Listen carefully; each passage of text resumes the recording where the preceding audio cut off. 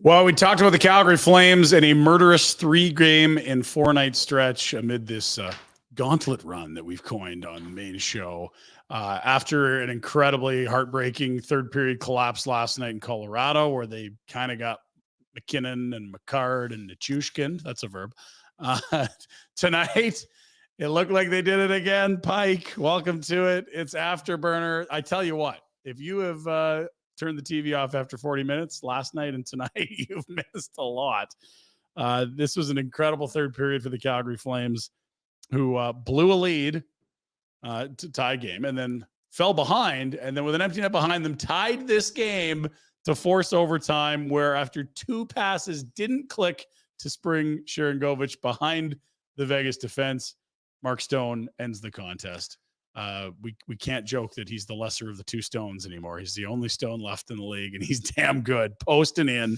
Vegas wins 5-4, your final. Pike, the Flames have played, I would think, 2 of their better efforts in the last 2 nights. They have 1 point to show for it, and that's why we called this the gauntlet run. It's a tough stretch of teams. Yeah, I mean, it was a situation where you're thinking, okay, like when this run began, we all collectively said you're going to find out what you have and the guys you have, and I'll say this, quite a few Calgary Flames, regardless of the outcomes, have acquitted themselves very well. I think we saw a lot of really good performances from a lot of players in losses in the last 48 hours. Yeah. And, I don't think you can fault the goaltending. I think if we're going to look at the last 48 hours, they are what we thought they were. You take away the one of the better defensive defensemen in the National Hockey League in Chris Tanev. Yeah. And you have 15 seconds from Tanev. That's another. Yeah, you're right. It's not like you're even close to full, and it's within weeks of trading Zadorov. Like you're thin back there against the last 2 cup champs. And you're throwing in, the change from last night. Instead of 15 seconds of Chris Tanev and 16 something or other of Ilya Solovyov, you get a night of Jordan Osterley, albeit on the second pair, because who else do you have to put on the second pair? Yeah. And Nick DeSimone goes from the Wranglers to the third pairing of the NHL within a couple days. The Junior Sabre duo, he and Denis Gilbert. Yeah, it was one of those games where, the guys that you look at and go, if the Flames had a few more bodies to, pad out them a bit, maybe they'd be in better shape. But the other thing that 2 nights in a row, they've had a power play in the third period that could really swing momentum in their favor. The power play they had, I'm looking at it, in the third period would have given them a chance. Well, I mean, you got a better chance of winning if you score early in that power play last night. Tonight it was another power play, and it's just, instead you're seeing shorthanded breakaways against. It is just still such a pain in the ass, this power play, that we were joking about declining power plays, but it literally is hurting them when they go to the man advantage, because not only do they not do anything, they're giving up grade A's shorthanded. And okay, well, now we're done, and it feels like momentum's lost. I mean, look at this chance here on Wolf shorthanded. Like, what are you doing, fellas? This is a chance in the first period when it's 1-0 Calgary. Last man back, Igor, a little mistake there. And then they do it again in the third period. These games are close, and it's I'll say it, like a star or 2, and you could have won both these games. Yeah. They've had some really good play from some guys that are good players but not great players. They're a star away from winning both these games, because those guys can make plays and finish on the power play, which has killed them. They're 0 for these 2 nights on the power play. I'll do a cross sport reference for you. I'm pretty sure Dangerous. You're the age to get this. The Flames are Mickey Ward. They're good enough to hang with a lot of the contenders. Yes. They're not good enough to beat them right now. Yeah. And you know what? I think in many ways that is what Rhett would call like the best outcome possible, because you're not going to get fooled into, we're good enough, we just got to add a guy, we got to re-sign everyone and add guys at the deadline, and look, we can hang with the big boys. I think we all deep down understand that if they're in a 7-game series with any of the opponents they played tonight or last night, they're in trouble. Getting in would be a challenge, never mind actually competing with NHL Cup contenders. So if you aren't going to be able to beat these guys, working your tail off, seeing some progress from young guys, this is almost the best case scenario for a lot of this fan base right now, who are not keen on a push to get in the playoffs so much as look what youth's done for you. This retool doesn't have to be a long decade long wander through the wilderness. It can be better, and there are some pieces already in the system. Yeah, I mean, we saw one of them tonight. I mean, this was the night where the Flames were relegated to the secondary Sportsnet channel because it was the Connor Bowl on the main That's feed. right.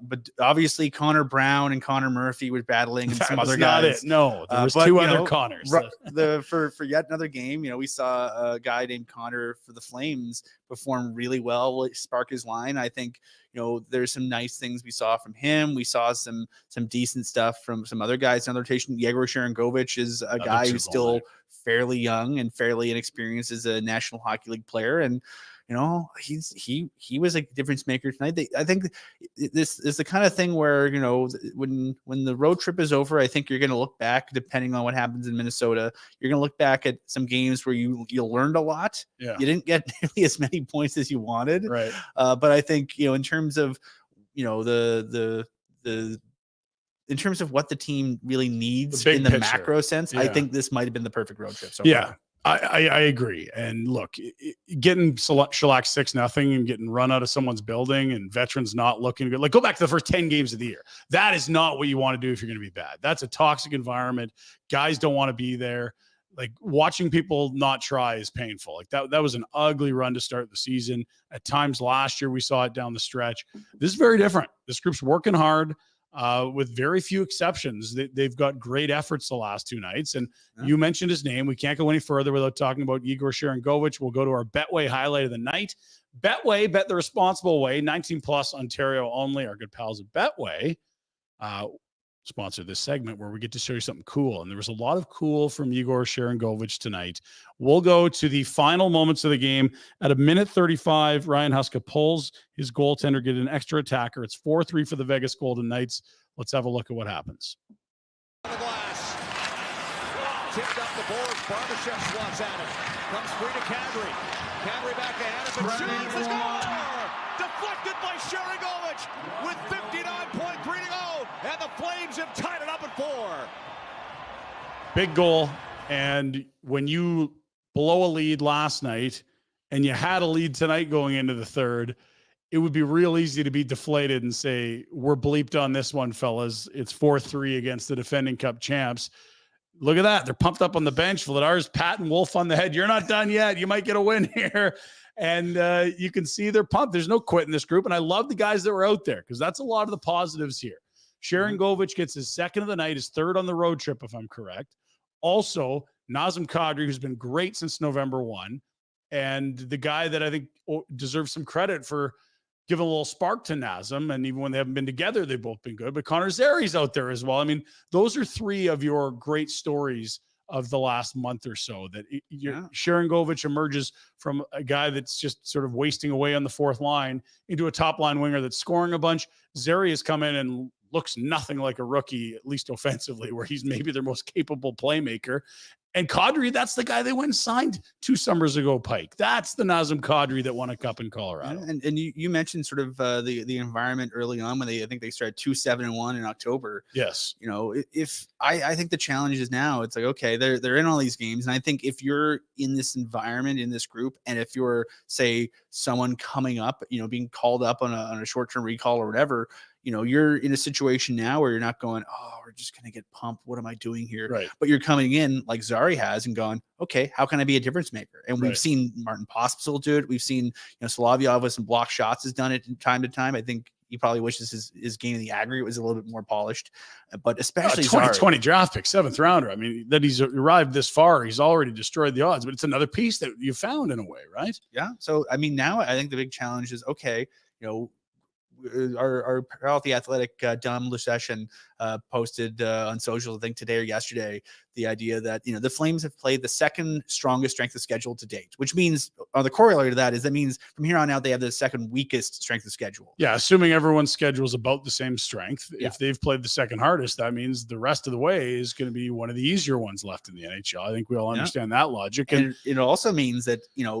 theoretically, as established NHL bodies disappear, you're going to potentially get Jacob Pelche back. You're potentially going to get, maybe we see Kevin Rooney pop in from some point. Full-time Coronado in theory. Yeah. So I think the if they can keep this kind of run going where, they win maybe at half the time, they're sort of flirting with 500, but the way they play, like they're in every game, they're battling, they're making life difficult for good teams.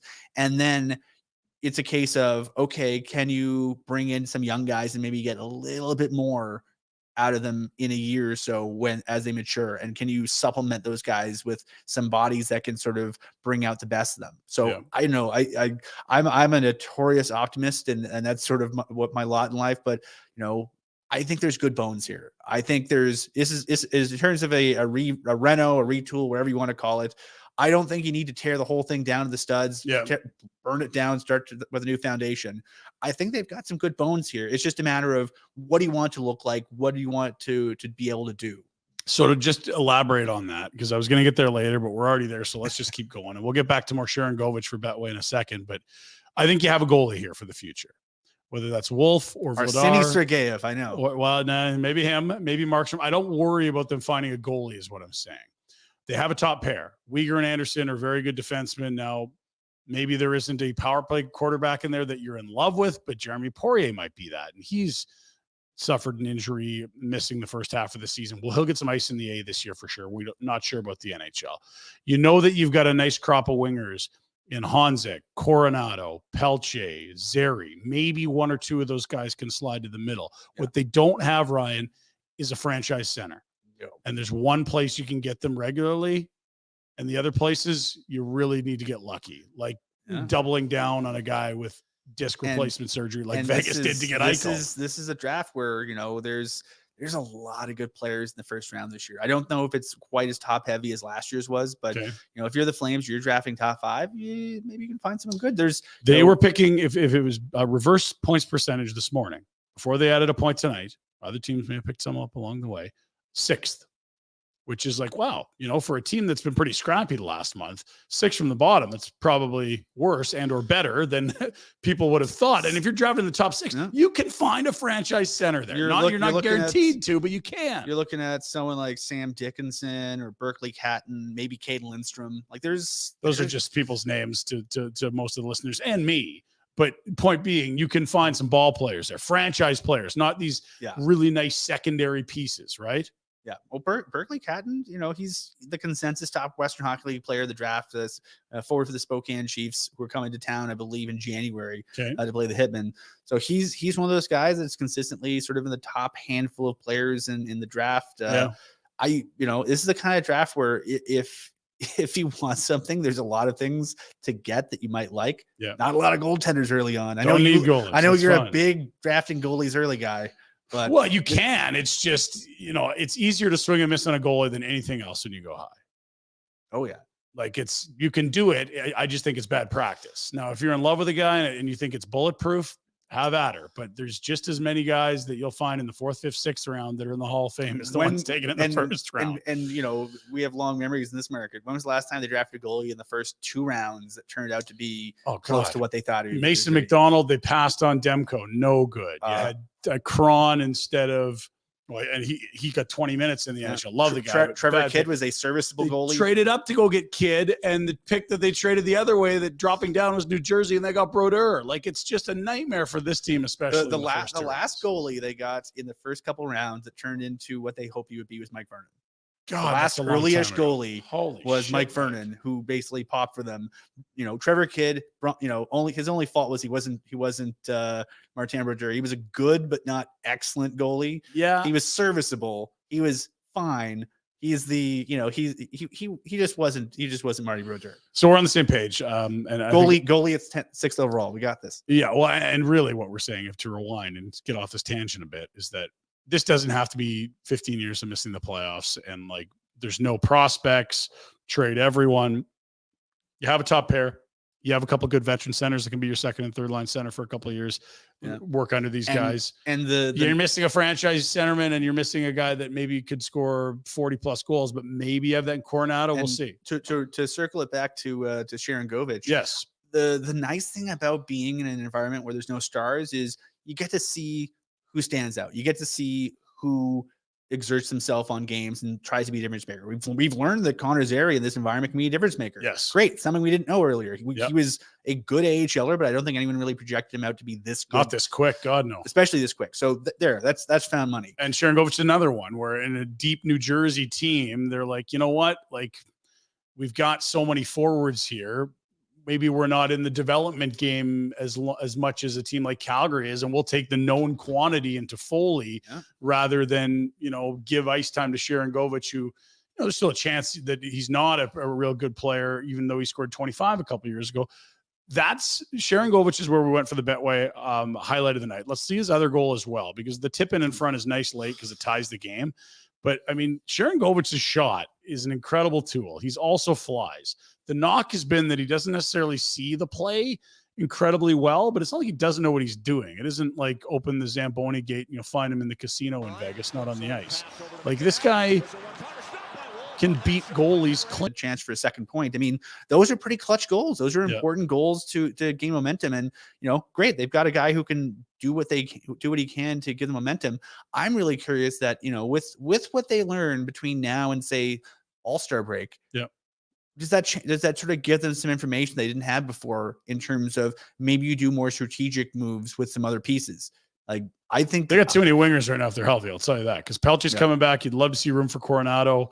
I mean, it's at some point you want to have a path for Honzik. At some point, you probably want to have a path for collegiate and European guys too, if you want. So, I mean, if you're a team that has no stars, and we'll get into this when we get more macro later on. Yeah. But if you're a team with no stars, in the short term, it kind of sucks, because you're like, oh, there's no one that's going to, take over games and be, riding on the stallion as a cavalry, so to speak. Yeah. But you're also in a situation where there's a lot of different directions you can go. And from the outside, it's easy to look at the Calgary Flames and go, if you're a collegiate free agent, if you're a Western Hockey League free agent, an overage or whatever, and you're thinking, I don't know, you can look at Calgary and go, I see a path for myself to become the guy there, because they don't have the guy yet. And to just really quickly, I see AC Jammer as the commenter. He has a comment here, a question. We'll get to it now. We're going to have lots of time for comments and questions later, so it ties right in. Guys, can Dubé be involved in any future trade package as a sweetener? I love the guy, but it's been tough to watch this year. And you already need room for Pelche, Klapka, Coronado, et cetera. We forgot about Klapka. We forgot about Klapka. And look, maybe he is something, maybe he isn't. But he's a guy you'd love to kick tires on. To your point, if you're not going to be great, you've got time to see what people are. You can give them opportunity to see what they can do at this level. I feel like it's absolutely it reeks of change of scenery candidate, Dylan Dubé, with the season he's having. B, he's, a guy that I think there's enough tape, stock, book on that people know he's a good NHLer, that he's having a bad year.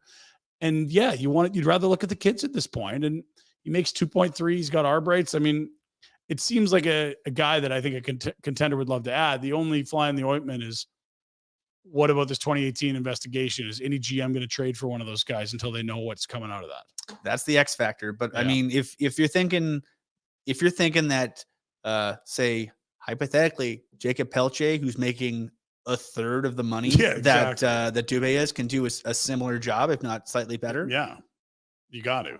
Yeah. And if Dubé wants to go be a fourth liner on a team like Boston or Colorado, I could see that lighting his fire a bit. Maybe he's just the right kind of piece that fits somewhere higher up a lineup somewhere else. If you're a playoff team that you're looking at some guys and you're going, playoff teams tend not to have any cap space. Yeah. But if you're a playoff team and you're looking, if you're the Calgary Flames, if you're going to be divesting yourselves of some NHL level defensemen, I can see, can you get a team's the Dylan Dubé of a playoff team's defense? Can you get a good to very good AHL defender who's been sort of boxed out by too many guys ahead of him? Yeah. And, if there's a hockey trade to be made, I think you could help yourself and help another team at the same time. All right. So our Betway How of the Night is the second of two Igor Sharangovich goals. He has 9 on the year, Pike. What's more impressive? Pop quiz. 9 for Sharangovich or 7 already for Mackenzie Weegar, who I think his career high is 8.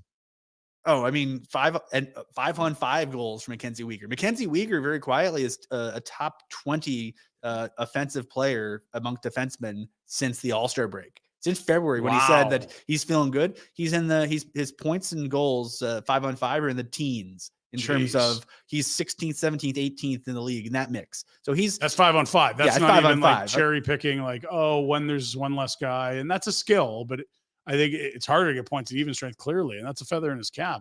He really did turn it around somewhere between December and the All-Star break. I think when he spoke to us at the end of the year, he mentioned basically it wasn't until All-Star that he felt like he was himself again. Yeah. Like felt comfortable in this city.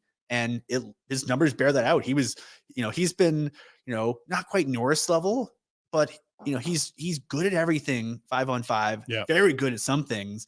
And if he's still fairly inexperienced compared to other guys of his age. So he's the kind of guy that if he's playing on a team with a half decent power play, maybe we're talking about him in the Norris conversation fairly seriously. Yeah, I'm not quite there on that, but I do think he's a heck of a 2/3 type guy to have where he can play big minutes. You've seen him complement star players like Ekblad, and he could probably do a good job on power play too. I just think those Norris guys all run top power plays. I don't think he's that guy. He run a power play one?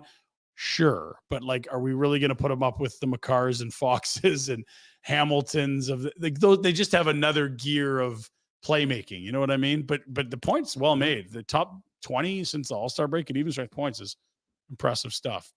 Let's look at the road ahead. We do that for Village Honda up in the Northwest Auto Mall. Make sure your automotive adventures start at Village Honda in the Northwest Auto Mall or at villagehonda.com. They have a ton of pre-owned inventory on site, nearly 100 units, and also access to over 400 in their dealer group. So you can check that out. Also, all new vehicles there coming in daily. MSRP, which of course stands for smarter people than us know, but I believe it's manufacturer suggested retail price. So you love that. VillageHonda.com, your dealership for life. Pike, this is game 2 of a 3-4. This was the second half of the back-to-back. 1 point, despite having leads through 40 minutes in both games against the last 2 Stanley Cup champs. And now they got to go from, Sin City to sleepy St. Paul, Minnesota. They're not close. Home of the St. Paul Hotel and apparently the best soup in the National Hockey League. So there you are. That would make sense. Red always said when he got to Minnesota, he loved it because he'd catch up on sleep, watch movies, eat.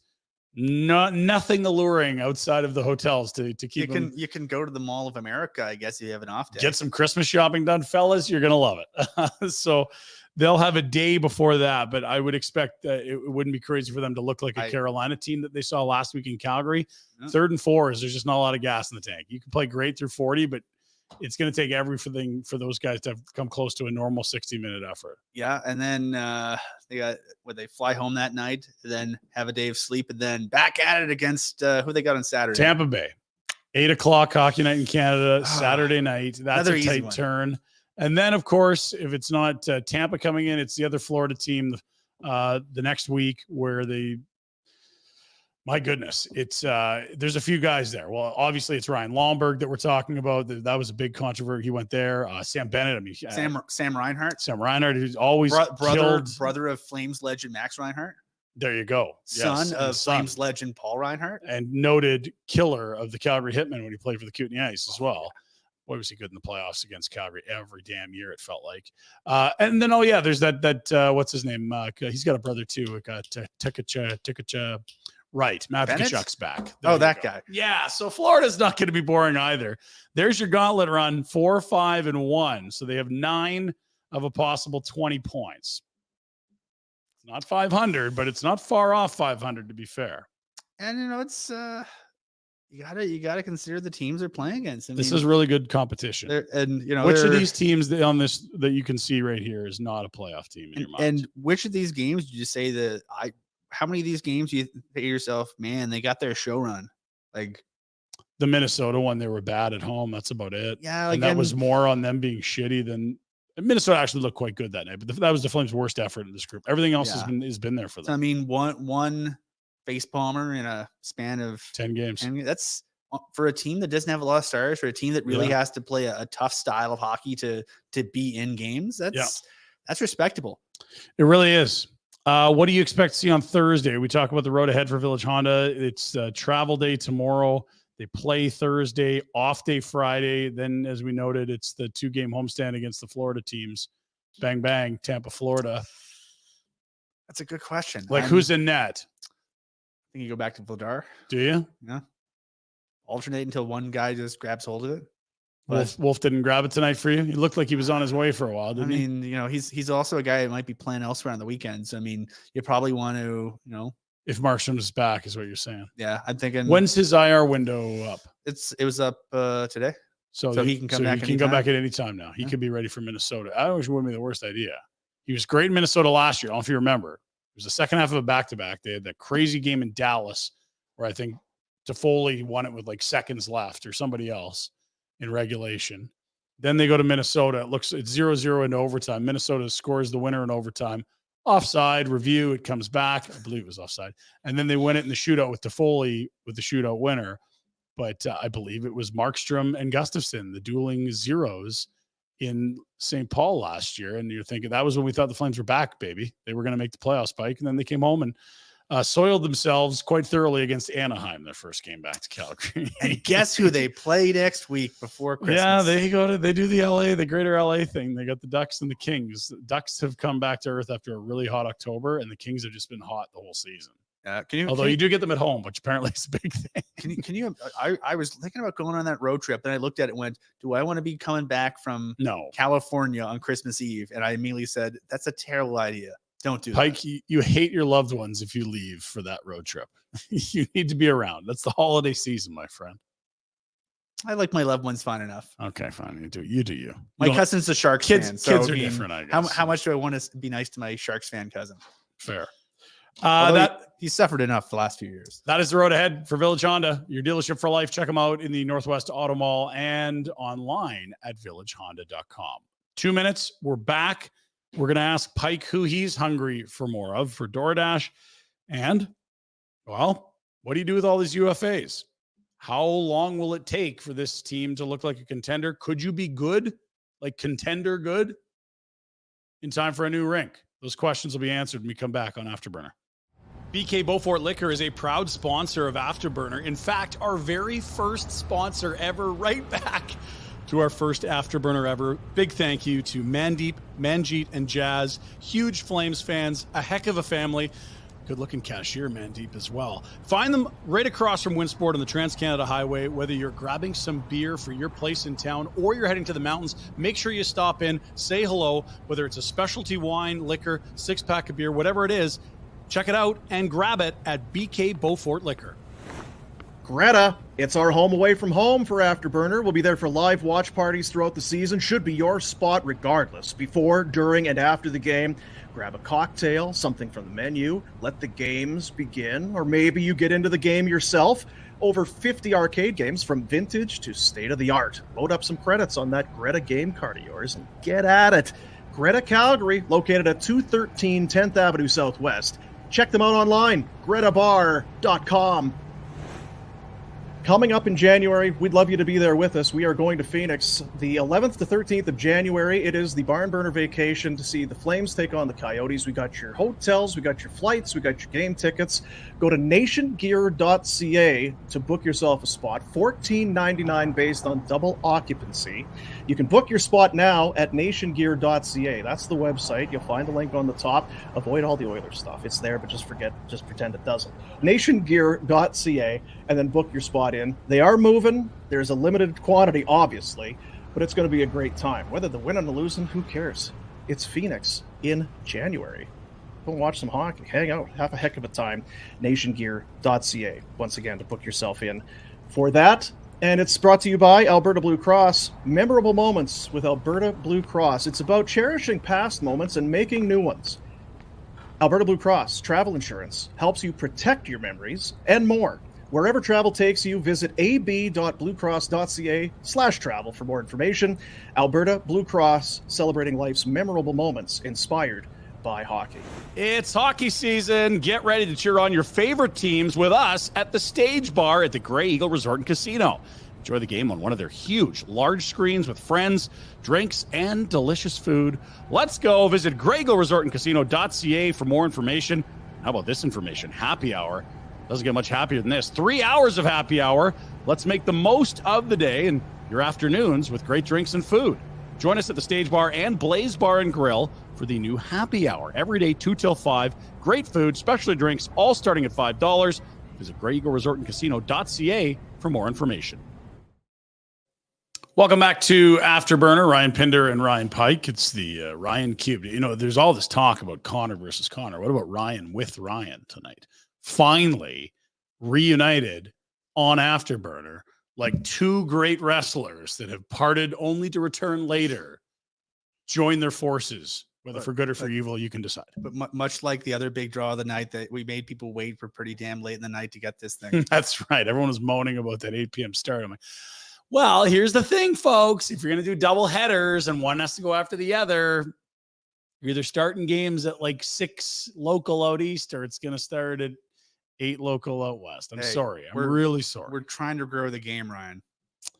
You know what? Watching a really, really, really, really, really, really, really bad Chicago team play Connor McDavid and the Oilers, is that growing the game? I don't know. It's fun to see Connor. The first goal, my God, did you see that one? Bedard snipe. Whew. Whew. I haven't seen it yet, but it wouldn't shock me. Okay, if we're Stop everything you're doing. We're just gonna sit here and talk about nice Connor Bedard goals. We're gonna be here all night. No, there's only one that happened today that you haven't seen. You've seen all the others. I'll look at it. I'll look at the break. All right, fine. Fair. It is time for Hungry for More. We do it for DoorDash. You know, DoorDash isn't just food, Pike. It can be flowers for your lovely wife because you've left her at Christmas time to go to LA to cover the Flames. It could also be, you know, maybe you've someone has thrown a coffee cup in your kitchen and it's spilt all over. It could be paper towel because you've told your wife that you're going to LA instead of hanging around with her at the holidays. They can do that too. And you could even be like, you know what? Dinner's on me. I'm sorry. I'm going to cancel the trip. And DoorDash can do that too. It can all be with like multiple pickups, one delivery fee, and it gets even better, Pike, because we like you so much. First time order on DoorDash, install that app, enter the promo code NATION25. You're going to get 25% off on your first order of more than $15. Delivery charge? Nah, they got you. See what all the things DoorDash can do for you? I'm taking a lot of heat from you, but I'm feeling very supported by DoorDash. Let's see. There you are. You've learned who to trust and who not. You're a quick study. Well, unfortunately, you're not offering me a promo code. Well, you've already used that one then. Nation25 is the promo code. You can. That is the thing. It's a first time one. Now, if all of us hammer this Nation25 thing, maybe DoorDash comes back, gives us another. Who knows? Anyway, go get it. Hungry for more. We're asking for someone to do more, be better, or it's like, hey, I like this. Can we get more of that? Where do you want to go tonight with Hungry for More? Well, let's go in one direction. So we didn't see a lot of in the first period. Andrew Mangiapane. Andrew Mangiapane had 5 shifts in the first period. That's not allowed. Shift number 3, he took a minor penalty. Shift number 5, he took a minor penalty that wiped out the very end of a Flames power play and indirectly led to a Vegas goal. That's right. And then we didn't see Andrew Mangiapane for the last 7 or so minutes of the first period because AJ Greer got his spot on the top line for the rest of the period. Yeah. Andrew Mangiapane has been in the past a very good player. I don't doubt that he is a very good player. He's a good player who ain't playing good right now. He's, maybe it seems like he's maybe trying to do too much. We saw a lot of that earlier in the season with the very worst of Jonathan Huberdeau, where he was overpassing over this, over that. And it seems like, Mangiapane seems to be chasing it a little bit and not letting the game come to him, because when it's coming to him, he seems very effective. And when he's chasing it, it seems very obvious he's chasing it. And right now he's chasing it. So, as much as I want to see more, I'm hungry for more, so to speak. Yes. But maybe a little bit less. Just let it come to you. Just chill a bit. Maybe the less will end up giving him more, and then we won't be hungry. His lesson. I like it. I'm going to go the other way with my Hungry for More for DoorDash. I want to see Dustin Wolf Thursday in Minnesota. We had talked about it off air. Both these goalies had a lot of high quality chances thrown at them the last 2 nights, and not a lot of superb defensive play in front of them. And to be fair, they're playing behind a defense core that has 3 top 4 defensemen. It was Osterley elevated to play on a second pair with Uyghur tonight. Last night, it was Dennis Gilbert playing a career high 20 minutes and 26 seconds. Safe to say, this is not exactly like playing behind Lou Lamoriello's Devils, right? No. I think of the 2 netminders, Wolf is the one that's impressed the most since Jacob Markstrom's been hurt. They've got a day off. Maybe Markstrom is eligible to return in Minnesota, but if you're picking between these 2 goalies, I'm hungry for more Wolf. Am I crazy? I don't think so. And, I'll say this. I don't think if you're Dan Vladar, you necessarily lose your spot because the starter got hurt and they wanted to try and out another guy. But I mean, how many great games has Dan Vladar played in that? And that was with One Dusty this Nickel as his tandem mate, knowing that, okay, there's unless my arms and legs fall off, I got to finish this game. And then he damn near twice. Oh goodness. Yeah. Dusty, I thought he was going to have a heart attack when that happened. We had him in the next day and he's like, I was cool. He was not cool. Yeah, I don't know. I hate to blow up Dusty's spot, but he was not cool in that moment. Look for Dusty in his barn burner hoodie. Big fan of the show. Thanks for coming in on short notice, buddy. That was fun. So if you're keen to see more Wolf, and Vladar's been okay, not great, and we're understanding that they're giving up a lot here. Like you look at some of the chances, like 2 shorthanded breakaways tonight, 2, another one last night. Like that's 3 shorthanded breakaways in 2 nights of work, fellas. What are we doing here? These are not easy. Bring a magazine and throw it on the top of the net type nights. Like we saw Jacob Markstrom and Dan Vladar in their first year tandeming together, and they might have to face 20, 22 shots some nights. This is not this right. That is not this right now. There's a lot of volume and there's a lot of high quality chances these 2 guys have seen. Why would you go back to Vladar? You just want to give him a chance? I think he alternated. He's like he missed a start because he had the flu. I'm on natural stat trick right now. Yeah. So since Markstrom's absence, we've seen 183 minutes at 5-on-5 for Wolf. His save percentage is .910. His goal saved above average is 970 or 279. So he's allowed 3 fewer goals than you'd expect given the 5-on-5 chances he's faced. And that's only in 3-4 games. That's parts of 4. Yeah. So essentially in 4 games, you saved 3 goals above expect. That's pretty impressive. Vladar, 63 minutes of 5-on-5, 814, and he's saved 279 below. So opposite. Yeah, he's allowed almost 3 more than you'd expect. Yeah. And that matches the eye test. It does. And last night would have been a tough one on expected goals. Someone's had it like less than 4, and I'm like, I don't know. Yeah, it's McKinnon on a breakaway. It's off a shin pad to Colton, who's wide open. It's Rantanen tipping it, or Nichushkin tipping it like inches in front of you with a pile up in front of it. I just felt like expected goals is a nice tool, but that didn't match for me last night. There was not a lot of saves whiffed on by Vladar last night. Yeah, and all situations you're looking at. Wolf is 892, Vladar 830. So I mean, 60 points below the other guy. I mean, performance. There's a gap. Yeah, there's an obvious gap, and I think the stats match the eye test. Wolf looks very poised and composed, and Vladar at times does not. And I think there's one a game I typically want back with Vladar. I haven't seen that with Wolf.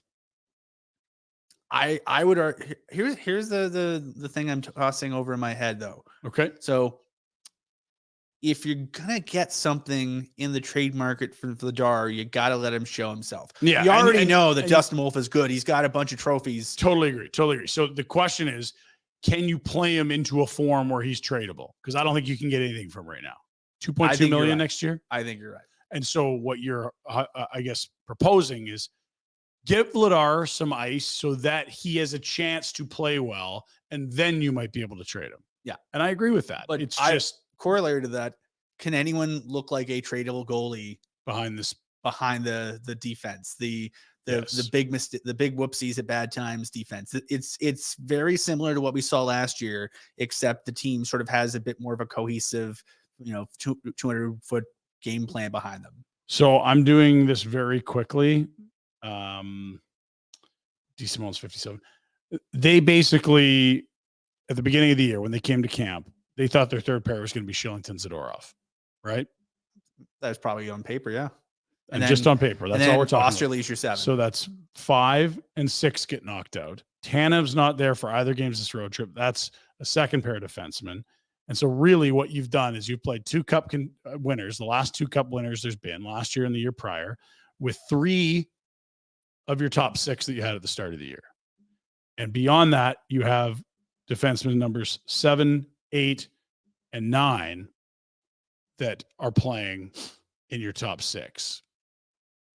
That's, to your point, a tough spot for a goalie to shine in. It's also kind of a tip of the cap to those guys because they're way over their skis. Most teams won't see the defensemen 9 and 10. The Flames have already played 10. We even mentioned Solovyov.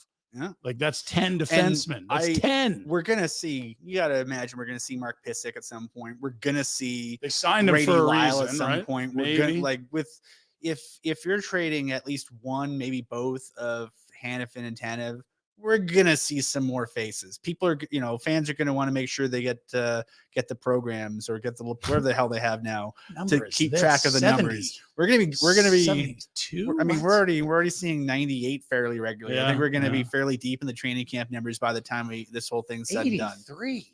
Has anyone ever worn 83? Emsky, I guess, man. 83, I believe, is Demetrius Komansus. Really? Currently of the Idaho Steelheads. He you. is not under contract. He will not be under contract. Okay, that number's available. Good to know. We'll write that down for later on. Okay, so hungry for more for DoorDash. Reminder that promo code is Nation25. First order, free delivery, and 25% off. That's Nation25. Hungry. I'm hungry for more Wolf. You're hungry for a better Andrew Mangiapane. And you explained why Craig Conroy might be hungry for Dan Vladar, I think, quite eloquently. I get it. Yeah. I mean, you got to try to maximize the guys you have. I mean, he already said he didn't want to go into the regular season with 7 UFAs. He went in with 5, and one of the 5 is already elsewhere. So I mean, yeah, the to-do list is getting whittled down. He also said he didn't like 3 goalies. Is it as simple as Wolf goes down when Markstrom's back, or is Vladar at a point now where it's like, hey, he's not getting claimed, go get him some work in the A, or does that feel like that could be blow up in your face? He's got a year left. I think you gotta ride with your guy until it's time for him to ride somewhere else. I just wonder if you want to, is it a thing like go get your game back, or is it not that? Like sometimes it's usually means something has gone wrong. But if you throw him on waivers, then every trade conversation you get is, I mean, no one wanted him for free. Why should I give up something for him? They aren't getting anything from him right now anyway. No. So it would have to be an acknowledgement that you're not going to get something for him the way he's playing right now. The only way you're going to get something for him is if he plays a lot. It feels kind of Valimaki-y right now in the sense that if everyone knows, like, everyone knows you're trying to move this guy so you can open up a spot for Wolf. So screw it. We're just not going to help you out. So maybe he does get claimed on waivers then, because there are teams that I just don't think he's played well enough, Pike. Like I think there is some of that, like, oh, don't help this GM. But if a guy can help your team win, you don't give a shit about the other GM. You're trying to make your team win, right? Like if you're also going to hear a lot of pro scouts talking about how terrible the Flames defense has been at key moments. Yeah. So I mean, his body of work isn't exactly screaming, I can be the answer for any team that calls. I don't think the Edmonton Oilers are about ready to anoint him the answer. Like our buddies up north seem to always want to anoint. I remember Alex Chiasson was the answer until he wasn't. Weird, hey? Alex Chiasson wasn't the answer. But I mean, you are what your numbers say you are. You are what your record says you are. And right now, you got to play behind the defense you've got to play behind, and you've got to give your guys some chances. And right now, the numbers are screaming. There's 2 other guys wearing pads for the Flames that are better. They're giving them better chances. So in your mind, it's still, not fun for Dustin Wolf, but go play 2.5 games a week in the A, and maybe after the deadline, there's a full-time spot for you. We're going to see him again this year. I don't know what the circumstances will be, but I'd be shocked if we don't see him again this year. Yeah. Would you broach a trade conversation with Jacob Markstrom? Let's spin a scenario. They trade Hanifin, they trade Tanev, or he's done for the year, and they trade Elias Lindholm. All of a sudden, it's like, if those were the guys I was going to win with if I'm Jacob Markstrom, right? I mean, I cannot speak to the conversations that were had with him and his representation. I believe Pat Morris is his agent. Mm-hmm. I can't speak to the conversation they had when they signed him. I imagine it includes some version of, hey, come to Calgary and win. It's all about winning. If the plan is no longer to be serious contenders or to endeavor to be serious contenders, but to go through a bit of a renovation of the club, then I think you have the conversation with him and say, hey, I'd say if you make the decision that you're going to pull the trigger on some moves, first, you sit down with your captains and your leadership group. Next guy, you sit down with Markstrom and say, this is what we're looking at doing. We want to give you a heads up. What do you want to do? Yeah. And then if he's like, get me out of here, you go, okay, where do you want to go? We'll see what we can do. Yeah. And if he's like, no, I'm fine here. Yeah. Yeah, and there's a belief that, okay, no, I think we could turn this around in a couple of years. That'll be my last year here. I want to be here. There's he's got a baby that will turn 1 in the spring. We remember when the baby was born. I think it's his firstborn, and all of a sudden he looked like Markstrom again. And you're like, wow, what if those things are correlated? There could be reasons why guys want to stay. I think also, though, I mean, if you're Jacob Markstrom, you're not young. That's the last big deal you're going to sign that you're on right now. Easily, yeah. And you look around, there's some contenders, like really good teams that could use goaltending. Yeah. I think of New Jersey. I think of Carolina. Cam Talbot's been great for LA, but if he stumbles, are you really going to roll in with that decor, that forward group, that the season you're having with Phoenix Copley as your backup option? Yeah, and it's also an in-conference team that has seen a lot of the Calgary Flames and is very familiar with their team. Yeah. You don't tell the Kings about Markstrom. They've been playing in division with him his whole career practically. Yeah. Everything but the Florida days. I could see a scenario, but I think he has they have enough respect for him as a person and as a player that I think they'll probably, if they do go in the direction we think they're going to go, I think you have a conversation and say, we want to do right by you. What do you want us to do? Tell us what you want. So, I wouldn't be shocked. And, like I said, I have a feeling we'll see Dustin Wolf again. Yeah, I do too. Yeah. Very probably. I don't know what the circumstance will be. Well, and I'll say this. I agree with you that Conroy and the management side of the organization would love to see a little bit of a run from Vladar here. Hopefully you get him playing well and you can move this guy. But I also think if it's March and he's had ample opportunities to run with the ball and still is posting below average, saved above expected numbers, like negative numbers, saves above expected, like that might be time when it's like, okay, we're going to let you play 12 times next month with the Wranglers and then get on a heater. We'll bring you back up, work on your game. Cause it's tough to play a guy a lot if he's not playing well. Like we've already seen it. Wolf has outperformed him. Push comes to shove. The coach is probably going to want Wolf. When Markstrom's back, the coach is going to want Markstrom. I don't think it's Quint. Like look at, I did a piece for the site on, after the last, one of the last games, the idea that, Wolf played like 6 games in a week. 6 games in 8 days or 9 days or something. Like he thrives on playing a crap ton of hockey, and most goaltenders do. Like and he's 22, 21. Like he's still got good groins. So he's well, I just mean it's like don't ask Jacob Markstrom to do that. Yeah, don't ask a 30-year-old. But I mean, if you're a young guy and you're trying to improve, you can do that, and you're hungry for it, and you have the gas tank to do it. Yeah. But when you're 27, 32, 33, it gets tougher. I mean.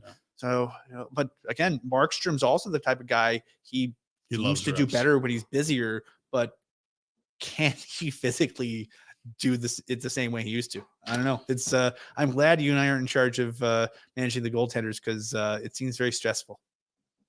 They've got options. Like I think the only thing off the table is trading Wolf. I don't think they have any interest in coming back with Markstrom Vladar.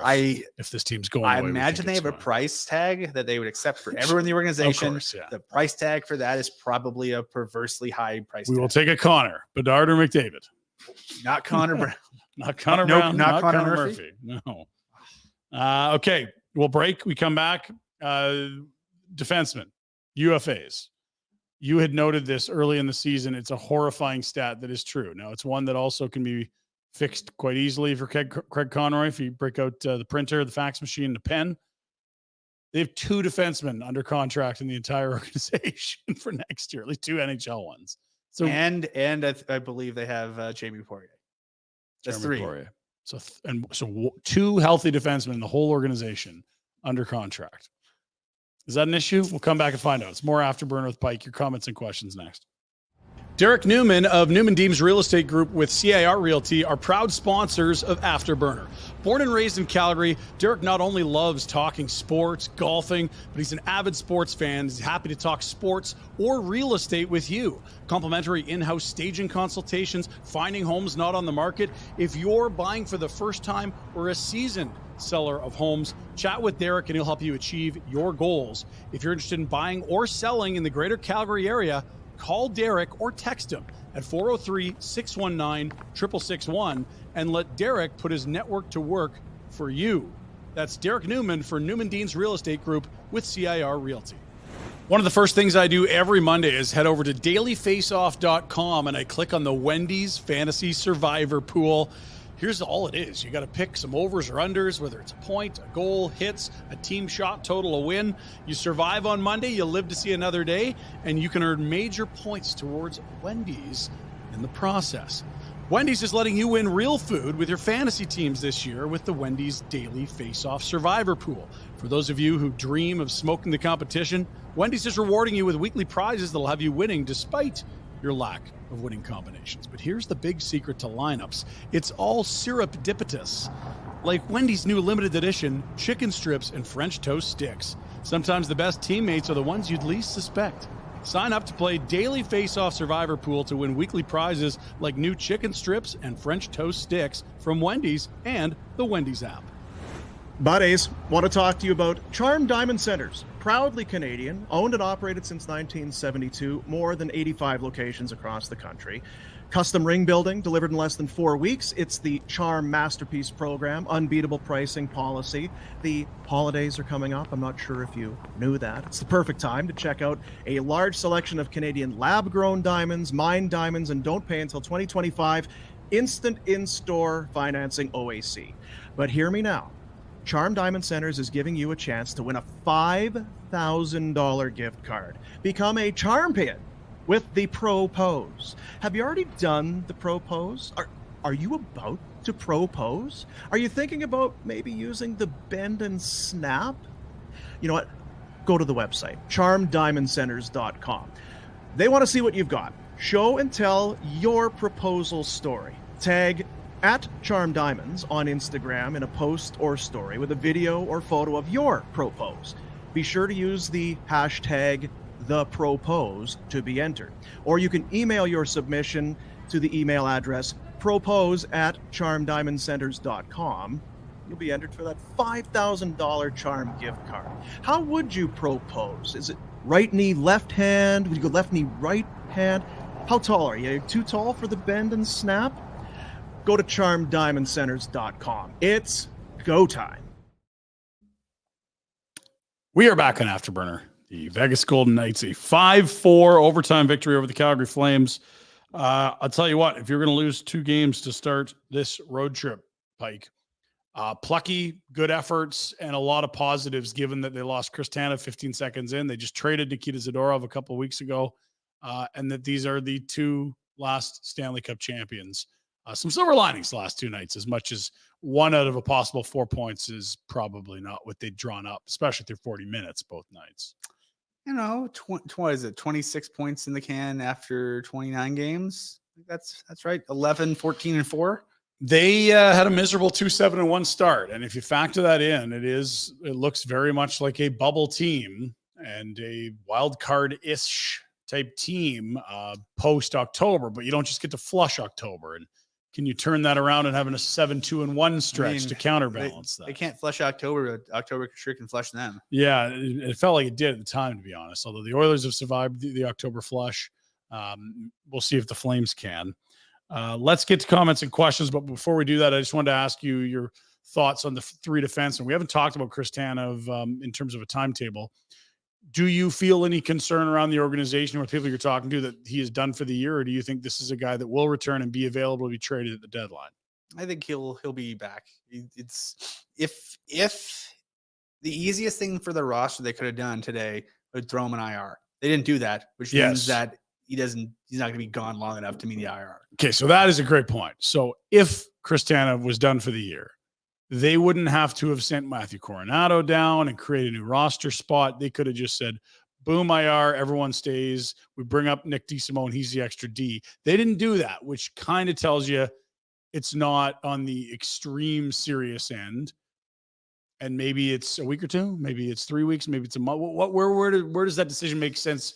If you're trying to guess timelines, what does that tell you? I have no idea. My thought process is we'll know more by the weekend, like when they're back in town, and we sort of get a chance to sort of see him in practice or not see him in practice. But so he's not on IR, meaning he could return at any moment. Yeah. If he was on IR, he would need a week or 10 days. 7 days. So that would hold him out until next Monday, which would have him in theory for Florida. Retroactively, you could still do that, but they didn't do that. So you could try to read the tea leaves to say Maybe there's a small chance he could play Saturday. We don't put him on IR. Could that be some of the logic there? Yeah. And, the simplest thing to do would have been just dump an IR and then just don't have to do any weird planes, trains, and automobile shenanigans with their other guys. So the fact that they went to the trouble suggests that they want the option, and you wouldn't want the option if the guy was going to be out. Yeah. If you knew there was zero probability of him playing on Saturday, you don't do that. Exactly. Never mind Thursday. So there's a small chance or greater. It's a non-zero chance. Yeah. And, they were pretty, as soon as they knew what was up with Markstrom, they were pretty forthcoming with week to week. And maybe, you have an incentive to be a little bit more coy with guys who you might want to be trading. Sure. So I get that. Yeah. But there's what they say and how they act, and both how they act and what they say have generally aligned pretty well with reality and how things have turned out the last couple of years. So, I'm inclined when they say day to day to give them the benefit of the doubt there. Okay. Next defenseman, another free agent. What are your thoughts around Craig Conroy's options or game plan with Noah Hannafin, who apparently turned down $60 million, which is a lot of money for almost 60. It was, I believe, high 50s, not quite 60. So we're basically talking around $7.5 million because max term's 8 years, 7 is 56, 7.5 would get you right to 60. Around there. I haven't heard an exact number. That was what I was led to believe. Is that too much for Noah Hannafin, or is that too much to give Noah Hannafin if you're already committed to the Kadris and Uyghurs? It depends on what you think Noah Hannafin is. Don't we know what he is? He's played how many years? He's been in the league as a regular since he was 18. He's a really good 2-3 that shouldn't be running power play 1. Yeah. And, I think the big challenge is, like, right now, when you have Rasmus Anderson's deal up in a couple of years, if you're Rasmus Anderson, you're going to your agent, you're saying, okay, see this Mackenzie Weegar deal? I would like that, please. In today's money. Yeah, inflated a bit, but that cap percentage. Right. And that's probably where the Anderson conversation will start, and probably should, it'll live in that sort of headspace. But if guy that you think all respect to both players, I think Anderson's a more complete defenseman than Hannafin is. And he can run power play 1 better, even though they're not doing it now. And so if you're basically, as the minute you sign Hannafin to a bigger deal than Weegar, you're basically handing a check to Anderson and saying, this is what you should be getting now, because look at what we just gave this other guy. And so if you're building out your salary structure for the long term, right now you're saying basically if you are definitively better than Mackenzie Weegar, you should be getting Mackenzie Weegar money. It's the Giordano cap again. Yeah. And so good work. You set a ceiling for yourself, but you're basically also framing the conversation with every other guy who comes in that position. Interesting. And so I think the challenge is if you think that Noah Hannafin is a $7+ million defenseman, you're also saying Rasmus Anderson is. Absolutely. And you have to be able to live with that if you do that. And I don't know if I'd have the stomach to sign a pair of guys for $15 million. Never mind what you've already got for Weegar. Indeed. And then the other thing that you have to mix into that equation is not just the money. What would you get on the market for Noah Hannafin? That's a very marketable asset. We've seen defensemen like him garner a first and 2 seconds with great regularity, whether that's Hampus Lindholm, whether that's Travis Hamonic. They're not all identical situations, but we've seen Hannafin type guys garner very, very fruitful returns for the team selling them. Yeah. And if you're thinking first plus for Hannafin, I don't think that's out of the realm of possibility. And I think, especially if you're comfortable with his representation bringing the contract that you talked with the Flames about over somewhere else and said, hey, we almost signed a deal that looked like this with these guys. What do you think? Mm-hmm. So in theory, a lot of the legwork on an extension is mostly done. It's probably done. And maybe you can do a sign and trade again. Yeah. You can do a sign and trade. Well, and that helps everyone. Noah gets already taught more the league money. How to do the sign and trade. So the team that inherits Hannafin gets a lower AAV, and the Calgary Flames can ask for a better return because you're not selling a rental. You're selling, a guy who's quite young for the amount of hockey he's played. It's remarkable how much he's played. Potentially 9 springs of Noah Hannafin, if that's what you want to do. So I think, you got to weigh all those things. And, again, if you punt on Noah Hannafin, do you think you had depth enough in that position right now in order to fill in the gaps? I don't know. Not now. At in a year? The upper level, if you have Anderson and Weegar, I feel okay about it. But you feel a lot better if you had, some reliable second pairing guys in your system. Like, I think the big challenge is right now the Flames farm system is, you have Jeremy Poirier, who's still a project, and by the time he has played again, he'll have missed several months. Yep. You don't really have anyone in the in the draft system that's stepping in right away. Etienne Morin is probably another year and Also a change guy in that, the queue again. not unlike Poirier, probably needs a lot of time playing against men to figure out the defensive side of the puck, right? Yeah. So I think that'll be something that they look at trying to address. And if you look at some things they've done, I mean, they've signed, bless their hearts, no disrespect to the gentleman involved, kind of a lot of stopgap guys. I mean, Mark Pysyk is a stopgap. DeSimone, Gilbert, like they've signed a bunch of guys that you would sign at the beginning of, the types of guys that Brad Treliving signed in 2014. I am signing Derek England for 3 years to buy my kids 3 years of runway to get here. Right. I'm signing, Mason Raymond for 3 years to buy my kids 3 years to get here. Mm-hmm. Those are the kinds of signings that they have been making. I would probably expect some similar signings to happen this offseason, depending on what they get for the players that they divest themselves of. And real quick, the great wild card there that the organization doesn't have great clarity on is Shillington. Because if you knew you had him, you feel a whole lot different. You're like, geez, that's 3. Now we only need to add 1 top 4 guy, and you don't know. And until he gets back playing, and regularly, hopefully, like I'll say this, he's been skating.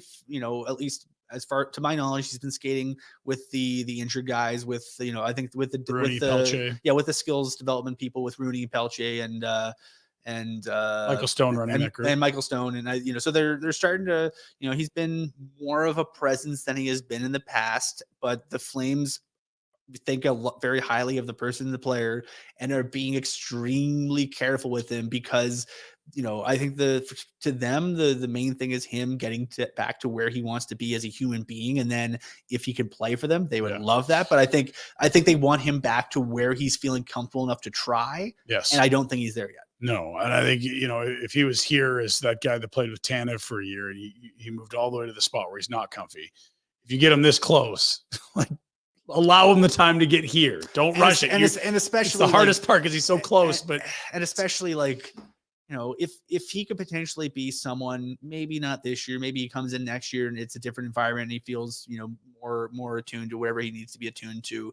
I think that's helpful. But if he's so close to making it, like pushing him into is the difference if Shillington playing or not playing, the difference between the Flames doing anything or not doing anything this year. I think their team trajectory would be better with him on the ice, but I don't think that he's, right now a difference maker enough he's not going to drag them kicking and streaming into the playoffs. If they're on the trajectory to miss. It is a night like this though, where there's no Tanev and you're like, damn it, that would be a helpful guy to have. We know that too. Oh right? Yeah. And you can always use a guy that can skate like Shillington. Totally. Yeah. I agree with that a ton. One UFA we haven't talked about is Elias Lindholm. What's happened to him this year? Is he the same guy he's always been with just lesser line mates? Or does it feel like this is a guy that feels like the outlier, the guy that's not having the career year walking into his free agent walk summer? I mean, when the Flames got him, he was always sort of, bless his heart. I think he's a really good hockey player, but I think the big challenge is in his time span with the Flames, he had a couple of years playing with Gaudreau and Monahan, a pre-body collapsing in on itself like a dying star because of cross-checks to the hips, Monahan. So Monahan, when he could still bend over and not have his hip locked up, was a hell of a hockey player. Yeah. And so if you're the third best guy in a line with Gaudreau and Monahan, you're doing pretty well. If you're the third best guy in a line with Tkachuk and Gaudreau, you're doing pretty well. Okay. But when you go from that to being, okay, we need you to be a driving force on a line with guys who, all due respect, aren't Gaudreau or Monahan or Tkachuk, it's a challenge. And I think, the one thing I think we've learned in the last 2 years, or maybe something we knew but forgot because he had that great time span of a couple of seasons when he was excellent. I don't think he's a guy who can carry a line on his own. I don't think he's a guy who can drive a line. He's an exceptionally good complementary forward. If you have a guy that can drive, and I think if you look at the guys they put him with, they put him with a lot of guys that in theory should be able to drive. Huberdeau in Florida was a driver, at least gain the zone kind of driver. Mangiapane, driver, Dubé, drive. Like they put him with a lot of guys that you'd say, okay, that's the guy that'll get, go in first on the forecheck or gain the zone and set up things. And, all you have to do is cycle in behind him. And it's just, he hasn't had chemistry to any extent with any of these guys. And so now it's like, okay, has if you were on the fence about giving him $9 million, You're not on it anymore. yeah. And I think, would you rather I think the decisions that the Flames made in the summer of 2022 are the decisions they made. Yeah. And they're in a different situation now, but they're in a situation now, I think, where they can get more information before having to sink money in. And Totally. one of the three deals they made without seeing a guy in the Flames uniform worked out pretty nicely. I really like Mackenzie Weegar. He's fine. That contract's no problem. Yeah, and Kadri has been better, but it's been a month. But it's a sign that maybe he's trending in the right direction, and maybe he's certainly trending in the right direction. Can he do it all year? If he does, it's fine. Like that's a player that's worth his contract. But the other one's a disaster. I mean, yeah, and it's $84 million. That's bonus heavy. That's one of the comments I saw. They're like, "Oh, do you buy him out?" If you go to Cap Friendly and hit the buyout, there's several seasons where the cap hit is basically the same. Yes. So you're basically just burning almost $11 million of real money to just not have them anymore. So it just it doesn't help your cap. You basically have to make if you're watching the Minnesota Wild and why their cap hits are so crazy, it's because those Parise and Suter deals are so heavily laden with bonuses.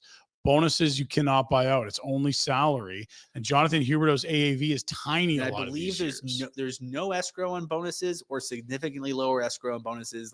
And depending on the state you're in, the taxes are a lot different. So it's when the player has a shit ton of leverage, they get lots of bonus money. See Austin Matthews this past summer.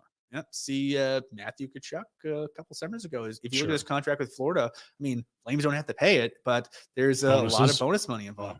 Oh, interesting. Okay, comments and questions. Jack, load them in. We've gone long already. Pike, I love talking big picture with you. I absolutely enjoy picking your brain on CBA, cap, all that fun stuff, and team and how to build a team. So I appreciate you hanging. When this gauntlet run shows us that we have good pieces, but we need a top 5 pick, would you agree or disagree? I'd agree with that entirely. Yeah, that's what, when you said earlier, they have good bones. They're just missing a game breaker. Maybe you didn't say that. I'm kind of filling in the rest of that sentence. The game breaker, that's when you get in the top 5. The Flames, I know with the results the Flames have been getting, I know it's easy to go, oh, they're a bad team full of bad players who play bad and are bad. No, they have a lot of good pieces. I think the challenge right now is they have no game breakers, and because on a probably the right slot for Elias Lindholm is very good second line player. Yep. The Flames could probably use an entire first line guys to push everyone down the rotation a bit. Yep. They don't have that. If your second line was Sharon Govich, Mangiapane, and Lindholm, you'd feel great. And to be fair, that's not far off from what they had a second line 2 years ago, right? I mean, so can Coronado be a top line winger in the NHL? Well, you're going to find out over the next couple of years. What is Sam Honzek? Is he a center or a winger? We're going to find that out in the next couple of years. What is Jacob Pelche at the NHL? We're going to find that out probably in the new year. So I those could be really nice pieces, but I feel like they're more Lindholms than they are Tkachuks, if you know what I mean.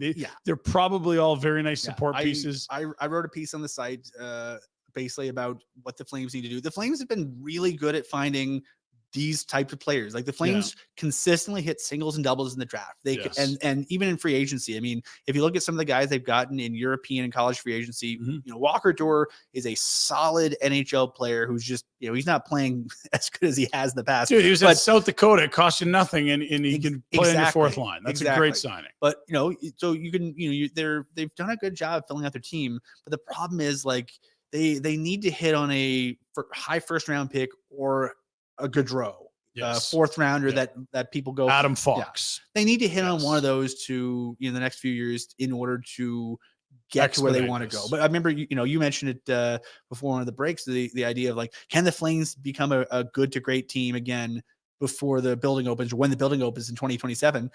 Yeah, I mean they've got what 20 drafts in 24, 25, and 26 and 27. They have 4 drafts between now and the building opens, and they have the potential to get a lot of picks and turn a lot of things over. So I think based on the track record that they have, I wouldn't doubt it. But I very much agree with the commenter, the premise of you need to have a high pick that hits because you have a much higher probability of getting a star level player there, but they also probably need some luck later on in the draft to get someone like that too. They need a couple. They do. They're not one guy away, But if you had the Thornton Samsonov draft that the Bruins had in the late 90s, or what Dallas had a few years ago, they got Robertson, they got God, yeah. that. I mean, if you get enough picks in the top 90, you roll the dice enough. I mean, the Flames, the 80th overall pick they got in the draft just had 6 points in 2 games. I mean, against Alaska Anchorage, but I mean, the other piece in the Toffoli's Sharangovich trade is looking pretty decent. Well, and you look at the Anderson Shillington picks; those are late second rounders as well. Like that was the same draft class, I believe. Like that's they got Dougie Hamilton that year. They got Mangiapane that year. I mean, if you can, if you have good scouts and you trust your guys, you give them some bullets. Okay, a couple more, and then we're already over an hour, and Jack needs to go to bed. We're into tomorrow. Sorry, Jack. Hey guys, why is it that everyone's going to rip Huberdeau for doing nothing, but not going to remember the game-deciding turnover by Kadri tonight? Hey Bob, how you doing, bud? Good to see you. Kadri had 2 points tonight, and his line was great. Did he make a mistake? Every player that played tonight probably made a mistake.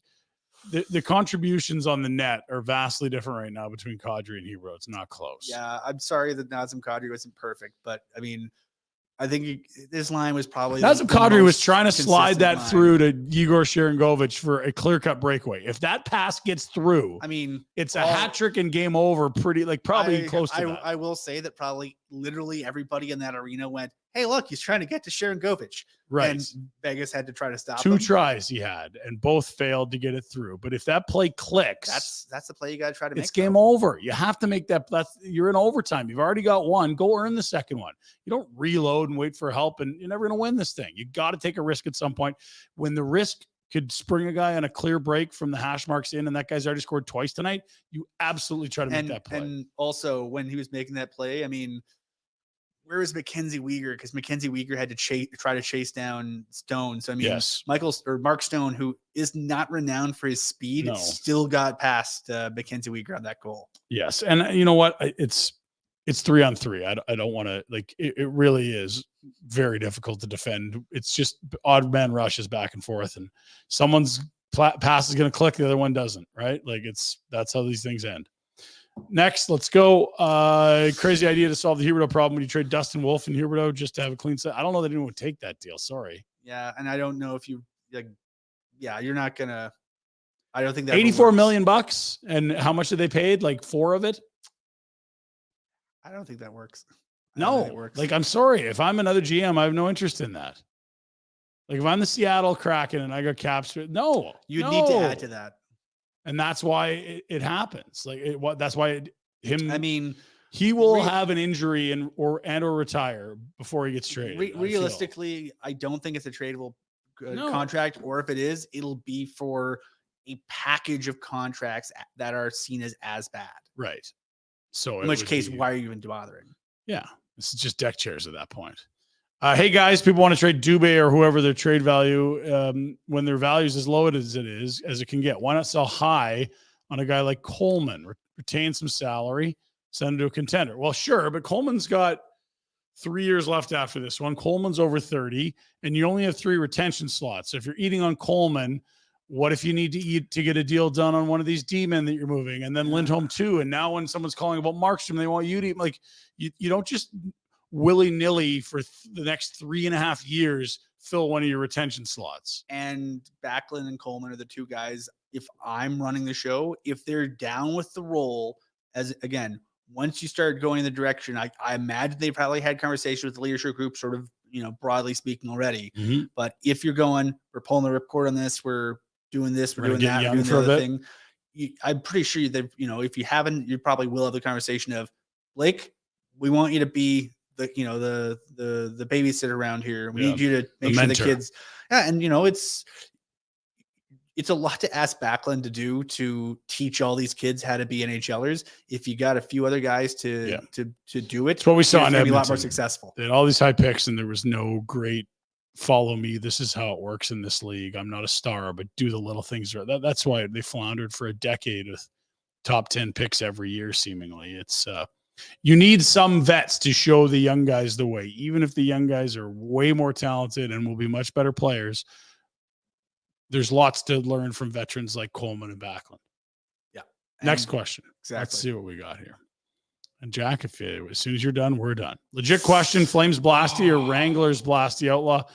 I'm going to say Flames Blasty. I don't think there's a bad choice there, though. No, I really the color scheme's elite. Yeah, I think the Flames and the Wranglers have done such a good job at branding and making all their jerseys look similar, but they're not the same. It's not like the old school AHL. They're like, just change out the crest and it'll be fine. They're different enough that I think you can tell. And you have a black, you have a white, you have a red. They all just work. Yeah, and it's nice when your goalies come up. They don't need to get brand new retro gear. So that with Wolf. Exactly. Where do you stack in the reverse retro with that? Oh, I don't. Are we talking the pedestal? Yeah, because it's the black. It's the Blasty color scheme, but it's the pedestal with the Flames logo. You see. Did you love it? Was it okay? It's their fourth best jersey, but it's not bad. Yeah, it's. I would say this. It's a 1,000 million billion times better than the Walmart pajamas, which was just Calgary in cursive. What are we doing, guys? I'll say this. At some point they got to bring back the 04, the Black Sea. Yes. Once it's gone long enough that people will love it again, you bring it back. 20 years. Jeez. Well, but they didn't pull it out of rep that long ago. That's true. It's only been probably 5 years since they pulled it, maybe less. Like Monahan and Gaudreau. Yeah, because they went full retro in 18 and 19. So. Yeah. So there you go. So it's only been 5 years. Last one. Let's call it that, Jack. Save your best one for now. Let's do it. There's no more. Yeah. That was the last one. You jerk. Want to remind you, we got the next game's Thursday, Minnesota. Boomer is back as of tomorrow is the plan. We'll be at the Grey Eagle at the Stage Bar. Come bother us. Come say hi. Dean loves it. Thursday night, 6 o'clock puck drop against the Wild. Post-game show on the Stage Bar from the Grey Eagle Resort Casino. Will there be high kicks, or have you been asked by security to refrain? No one has ever asked me to stop high kicking. It is much too well received for that, Ryan.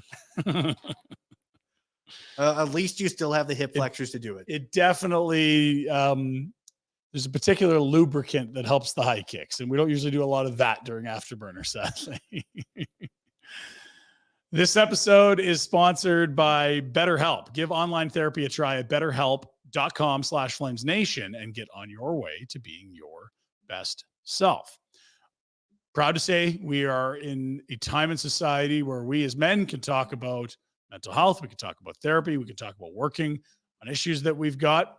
I have been to therapy. Many people have been to therapy. And speaking with people that use therapy as a tool, I've only heard positive things and really people glad that they've made that decision versus, wow, that was a waste of my time. So I think we're moving in a great direction societally. And if you're interested, curious, thinking about online therapy, you've got to give BetterHelp a try. Here's why. It is an online therapy service, meaning you don't have to get in your car and sit in traffic cross town to go to someone else's space and sit in their space. Do it on your terms, where your schedule works and when you're in a place you're comfortable to talk about, like maybe it's a room in your house when no one's there, or maybe it's your office at a certain hour, whatever it is for you. That's what makes it so amazing. The flexibility, the scheduling. Also, they're going to pair you with a therapist that's got skills that match what you're looking for. What challenges are you facing? What strategies are you trying to build? Let's find someone that's had success doing that is in their area of expertise.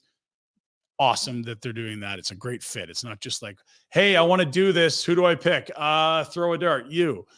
So love that about BetterHelp as well. Holidays coming up. It can be a stressful time. If you see challenges on the way, let's start building some strategies and coping skills to help you be the best version of yourself. You can do that with BetterHelp. Make your brain your friend with BetterHelp. Visit BetterHelp.com/FlamesNation and you'll get 10% off your first month. That's BetterHelp, HELP.com/FlamesNation. Ryan, thank you for being here. Thank you for having me. I always enjoy our conversations. Yeah, and we always go long. Yeah, we do. Do you want some beer? Yes. See you tomorrow.